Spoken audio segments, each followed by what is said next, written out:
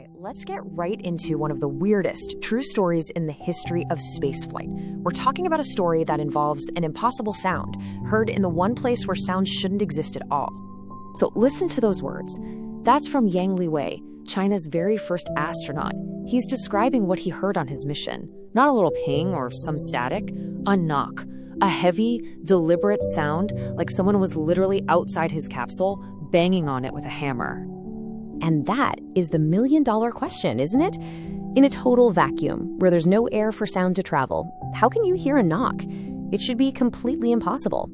And yet, it happened. And it's a question that has baffled scientists for more than 20 years now. To really understand just how bizarre this is, we've got to go back to the mission itself. Okay, so the date is October 15th, 2003. Yang Liwei is piloting the Shenzhou 5. This is a huge deal. It makes China only the third country in the world to send a person into orbit on its own. He's whipping around the planet at almost 17,000 miles an hour, all by himself in that tiny capsule. Everything is going according to plan, and then the knocking starts. So, this is why the whole thing just doesn't make any sense from a physics standpoint. Look, sound needs something to travel through, right? Like air or water. Space is a vacuum. There's nothing. And you might think, well, what about space debris? At those speeds, any piece of junk big enough to make a knock would have punched through the hole like a cannonball. It wouldn't gently tap. You have to put yourself in his shoes for a second. Hearing this impossible sound, his first reaction was just pure fear. I mean, this guy's a highly trained pilot, but nothing, and I mean nothing, prepares you for that. He immediately floats over to the window, expecting to see, I don't know, a cracked panel, some kind of damage, anything that could explain that noise. And this is where the mystery really goes into overdrive. Because he looks outside, and what does he see?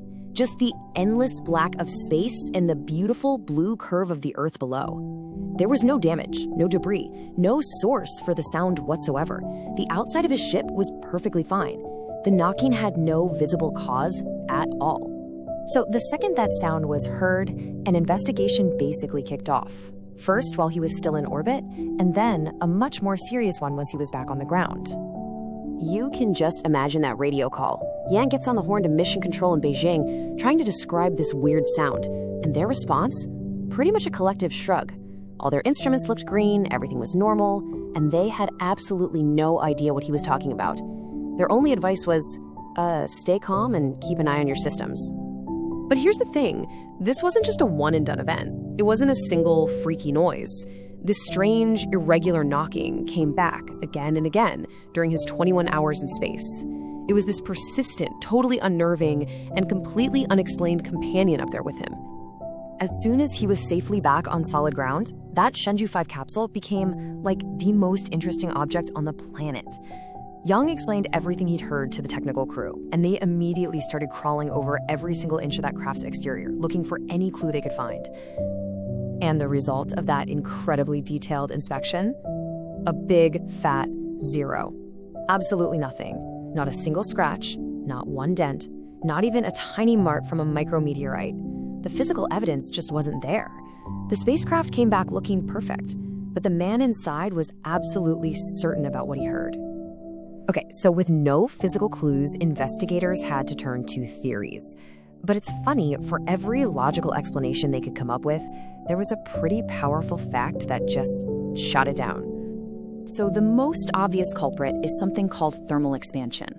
You know, as the ship goes from brutal sunlight to deep shadow, the metal skin heats up and cools down, and it can make popping noises. But here's the thing. Yang Liwei knew his ship.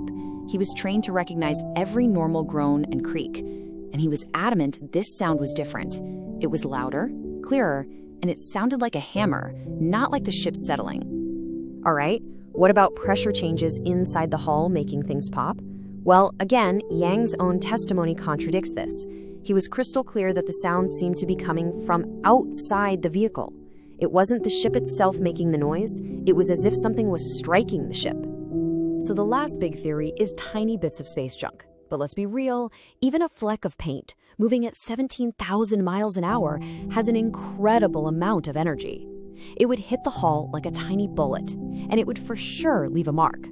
And as we already know, there were no marks to be found. Every logical path led to a dead end. Now, if the story just ended there, it would be a fascinating little one-off mystery. But it doesn't. In fact, the mystery only got deeper on later missions. So, after Yang Liwei told his story publicly, something pretty remarkable happened. Other Chinese astronauts, guys who flew on later Shenzhou missions, they came forward and said, "Hey, I heard that too." The knocking wasn't a fluke on Shenzhou 5. It became this recurring, totally unexplained phenomenon for the Chinese space program. And that's really what makes this such a fascinating puzzle. I mean, you have multiple credible witnesses. These are highly trained professionals. It's happening on modern spacecraft. No physical cause has ever been found. And the big one, the whole thing seems to just fly in the face of the basic laws of physics. In the end, we're just left with the words of the man who heard it first. After all the science, all the theories, Yang Liwei himself just admits he can't explain it. The knocking in the void is just as much a mystery today as it was back in 2003. It really leaves you with a pretty wild question, doesn't it?